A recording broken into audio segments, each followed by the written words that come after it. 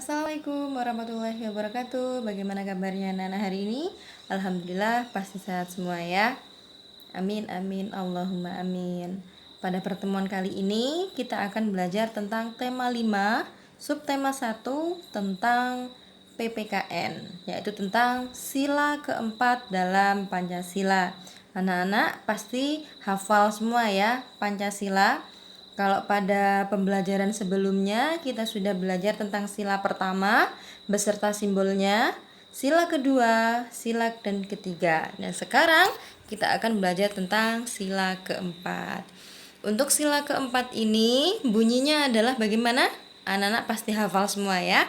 Bunyi dari sila keempat adalah kerakyatan yang dipimpin oleh hikmat kebijaksanaan dalam permusyawaratan atau perwakilan. Hafal ya. Simbolnya apa kira-kira? Iya, simbolnya adalah kepala banteng. Kenapa Bu kok simbolnya itu adalah kepala banteng? Karena kepala banteng itu merupakan hewan yang sosial, yang senang berkumpul, sehingga sila ini itu mengibaratkan musyawarah atau banyak orang itu dalam menyelesaikan masalah itu dengan cara bermusyawarah atau berkumpul untuk menyelesaikan suatu masalah. Nah, untuk sila keempat di sini menjelaskan hakikat dasar manusia sebagai makhluk sosial. Anak-anak pasti tahu ya, manusia itu adalah makhluk sosial. Di mana makhluk sosial itu adalah yang saling membutuhkan, sama-sama membutuhkan. Jadi kita itu tidak bisa berdiri sendiri tanpa adanya bantuan orang lain.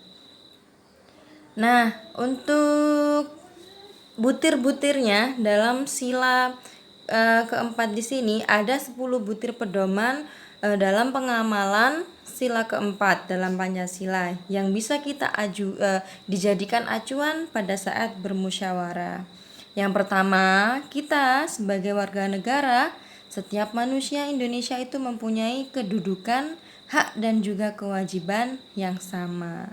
Tidak memaksakan kehendak pada orang lain. Yang ketiga itu adalah mengutamakan musyawarah untuk kepentingan bersama. Dan yang keempat, musyawarah mufakat yang diliputi semangat kekeluargaan. Dan yang kelima itu adalah menghormati hasil dari musyawarah tersebut. Yang keenam, menerima dan melaksanakan hasil musyawarah dengan penuh tanggung jawab. Yang ketujuh itu adalah mengutamakan kepentingan bersama di atas kepentingan pribadi atau golongan. Yang kedelapan, musyawarah dilakukan dengan akal sehat dan hati nurani luhur. Hati nurani luhur. Yang kesembilan adalah keputusan yang diambil pada saat itu bisa dipertanggungjawabkan secara moral kepada Tuhan Yang Maha Esa, serta menjunjung tinggi harkat dan martabat manusia, dan juga nilai-nilai kebenaran serta keadilan. Yang terpenting adalah mengutamakan persatuan dan kesatuan. Yang terakhir, itu memberikan kepercayaan kepada wakil yang melaksanakan musyawarah. Untuk yang pertama, mari kita akan bahas satu persatu ya. Kita sebagai warga negara, setiap manusia itu memiliki kedudukan, hak, dan kewajiban yang sama. Jadi semua makhluk hidup itu memiliki hak dan juga kewajiban serta tanggung jawab. Semua tanpa terkecuali itu pasti memiliki ketiga hal tersebut. Yang kedua itu adalah tidak memaksakan kehendak pada orang lain. Pada saat kita melaksanakan musyawarah, anak-anak pasti tahu musyawarah ya. Musyawarah itu adalah suatu kegiatan untuk memecahkan masalah secara bersama-sama. Nah, jadi pada saat kita memberikan suatu pendapat itu tidak boleh apabila ada seseorang yang lainnya itu berpendapat dengan berbeda, kita tidak boleh memaksakan kehendak orang lain untuk bersatu pendapat dengan kita. Itu yang tidak boleh. Jadi kita memberikan hak mereka untuk memberikan pendapat mereka. Jadi seperti itu. Kita tidak boleh menyalahi hak mereka untuk berpendapat. Yang ketiga itu adalah mengutamakan musyawarah untuk kepentingan bersama. Nah, jadi apabila contohnya sekarang pada saat pemilihan ketua RT dan lain sebagainya, itu perlu dimusyawarahkan. Jadi tidak boleh hanya sepihak saja untuk menentukan yang menjadi ketua RT atau kepala yang lainnya. Itu tidak boleh hanya satu pihak saja, tetapi harus melibatkan banyak orang. Yang berikutnya, musyawarah mufakat diliputi semangat kekeluargaan. Musyawarah itu tujuannya adalah untuk memecahkan masalah serta menyepakati hasil dari musyawarah tersebut. Jangan lupa dengan semangat kekeluargaan. Jadi tidak boleh rusuh. Seperti itu ya. Yang kelima itu adalah menghormati hasil musyawarahnya. Apapun itu hasilnya, kalaupun hasilnya berbeda dengan apa yang sudah kita sampaikan dan itu berbeda, nah di situ kita harus bisa menghormati hasil dari musyawarah tersebut, apapun itu hasilnya. Sama halnya dengan yang ini ya, yang keenam ya, dimana menerima dan melaksanakan hasil musyawarah dengan penuh tanggung jawab. Jadi kita setelah menghormati hasil musyawarah itu, meskipun tidak sesuai dengan keinginan kita, tetapi kita tetap harus menerima serta melaksanakannya. Jadi itu adalah tanggung jawab kita. Yang ketujuh itu adalah mengutamakan kepentingan bersama di atas kepentingan pribadi atau golongan. Jadi kepentingan bersama itu yang paling penting anak-anak. Jadi kita intinya ya, tidak boleh egois. Jadi memikirkan kepentingan diri kita sendiri tanpa memikirkan yang lainnya, itu tidak boleh. Ya, nomor berapa? Nomor 8 sekarang ya. Untuk nomor 8 itu adalah musyawarah di sini dilakukan dengan akal sehat dan juga hati nurani yang luhur. Nah, kenapa kok harus dengan akal yang sehat? Tanpa dengan adanya akal sehat, musyawarah itu tidak akan terlaksana dengan baik. Serta hati nurani yang luhur.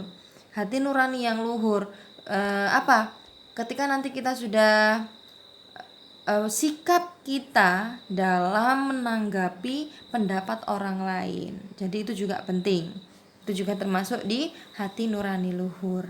Yang kesembilan itu adalah keputusan yang diambil harus dipertanggungjawabkan. Jadi harus bisa dipertanggungjawabkan apapun itu hasilnya. Serta memiliki nilai-nilai kebenaran dan juga keadilan. Yang terpenting adalah mengutamakan persatuan. Jadi hasilnya itu harus sesuai dengan nilai-nilai kebenaran. Yang terakhir itu adalah memberikan kepercayaan kepada wakil untuk melaksanakan musyawarah. Jadi kita tunjuk beberapa orang, baik itu satu ataupun dua, kita wakilkan untuk melaksanakan musyawarah tersebut. Nah, jadi untuk subtema 1 Bu Guru Nasa sudah selesai. Kita lanjut ke subtema 2. Untuk subtema 2 kita akan belajar tentang sila kelima dalam Pancasila. Kalau tadi sudah kita bahas tentang sila keempat, sekarang sila yang kelima. Sila kelima adalah sila terakhir dalam Pancasila, yang berbunyi bagaimana? Keadilan sosial bagi seluruh rakyat Indonesia. Iya, itu adalah bunyinya. Untuk simbolnya apa? Anak-anak pasti tahu ya simbolnya. Iya, padi dan kapas. Padi dan kapas di sini adalah menggambarkan tentang apa? Kebutuhan dasar setiap manusia, yaitu kebutuhan apa? Kebutuhan pangan dan juga pakaian. Itu adalah makna dari simbol kelima tentang padi dan kapas. Nah, kalau padi itu diibaratkan sebagai bahan pangan atau bahan makanan kita, sedangkan kapas kalau kita olah bisa menjadi benang. Setelah menjadi benang, kita olah lagi menjadi kain. Kain diolah lagi bisa menjadi pakaian. Jadi diibaratkan padi dan kapas itu adalah kebutuhan dasar manusia untuk mencukupi kebutuhan pangan dan juga pakaian. Yang berikutnya adalah maknanya, bahwasanya itu kita harus selalu berperilaku adil. Kita juga harus menjaga keseimbangan antara hak dan kewajiban dalam memenuhi kebutuhan dasar serta untuk menciptakan keadilan sosial dalam berkehidupan bermasyarakat. Nilai yang terkandung dalam sila kelima di sini didasari dan juga dijiwai oleh 4 sila lainnya. Bentuk pengamalan sikap sila kelima di sini bisa dengan cara yang pertama, menolong orang lain sesuai dengan kemampuan kita. Apabila dirasa kita mampu untuk membantu seseorang, bolehlah kita kerjakan atau kita bantu orang yang membutuhkan tersebut. Tetapi kalau di atas kemampuan kita sudah tidak bisa, ya tidak usah dipaksakan. Yang kedua itu adalah menghargai hasil karya orang lain. Nah, setiap orang itu kan memiliki hak yang berbeda-beda, anak-anak ya, serta memiliki ide yang berbeda-beda. Apabila mereka sudah menghasilkan suatu karya, sikap kita adalah menghargai hasil karya tersebut. Yang ketiga itu adalah tidak mengintimidasi. Mengintimidasi itu sama halnya dengan memaksa. Mohon maaf ya. Selain memaksa itu juga memaksa kehendak orang lain menjadi hak milik kita. Nah, itu tidak boleh. Menjunjung tinggi nilai kekeluargaan. Serta yang kelima itu adalah menghormati hak dan kewajiban orang lain. Itu adalah tugas kita. Yang berikutnya, yang terakhir adalah subtema 3 tentang sikap kepahlawanan. Nah, anak-anak pasti sudah tahu ya, pahlawan. Sikap kepahlawanan itu sama dengan heroik atau sikap heroik. Ya, hero itu pahlawan kalau dalam bahasa Inggrisnya ya. Oke, kita akan bahas. Pahlawan itu adalah orang yang gagah berani serta berjuang secara ikhlas tanpa pamrih dalam membela kebenaran. Nah, pahlawan itu adalah pahlawan. Kalau kepahlawanan di sini adalah semua perilaku, perkataan, perbuatan sehari-hari yang menunjukkan keperkasaan atau kekuatan, kerelaan, dan keberanian dalam berkorban membela kebenaran. Bu, kira-kira pahlawan itu apa yang kayak itu? Hero-hero yang ada di televisi? Bukan. Nah, kalau sekarang yang akan kita bahas tentang pahlawan di sini adalah pahlawan yang telah gugur mendahului kita. Pahlawan yang sudah memperjuangkan bangsa Indonesia. Seperti siapa saja? Banyak pahlawan-pahlawannya.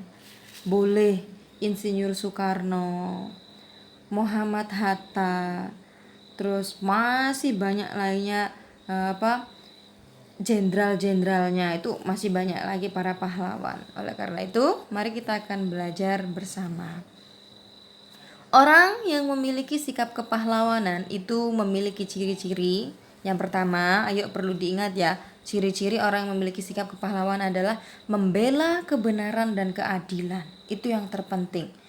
Jadi, kita itu wajib membela yang benar, jangan membela yang salah ataupun menutup-nutupi kesalahan orang lain. Itu sudah tidak mencerminkan dalam sikap yang pertama. Itu sangat bertentangan, anak-anak ya. Yang kedua, mohon maaf ya, ada gangguan sedikit. Yang kedua itu tidak mudah menyerah. Tidak mudah menyerah ya.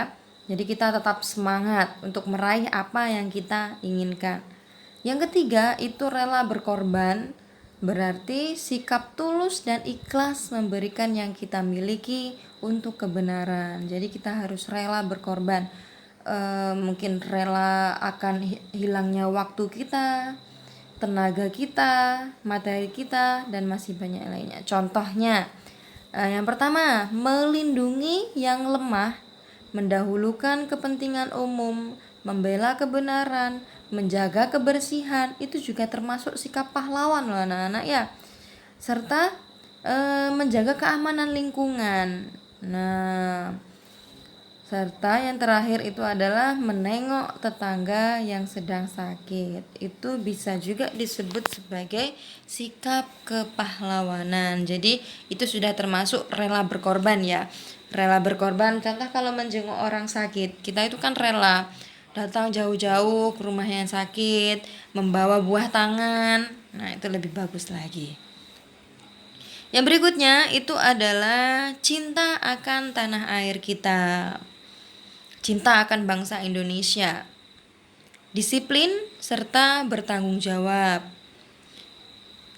Sikap kepahlawanan di sini dapat kita terapkan dalam kehidupan sehari-hari. Contohnya yang pertama itu adalah membantu tanpa pamrih serta ikhlas dimanapun kita berada. Apabila kita melihat seseorang sedang kesusahan, bolehlah kita bantu tanpa mengharapkan suatu imbalan. Nah, itu yang tidak boleh. Itu bukan termasuk sikap kepahlawan. Kalau sikap kepahlawanan, kita akan membantu tanpa adanya pamrih atau meminta imbalan. Yang berikutnya, yang kedua itu adalah jujur dan bertanggung jawab pada setiap tindakan. Yang ketiga, mohon maaf ya, Bu Guru jelaskan dulu yang jujur. Jujur dan bertanggung jawab pada setiap tindakan. Pada saat apapun itu, kita harus bersikap jujur. Yang namanya pahlawan itu tidak pernah berbohong.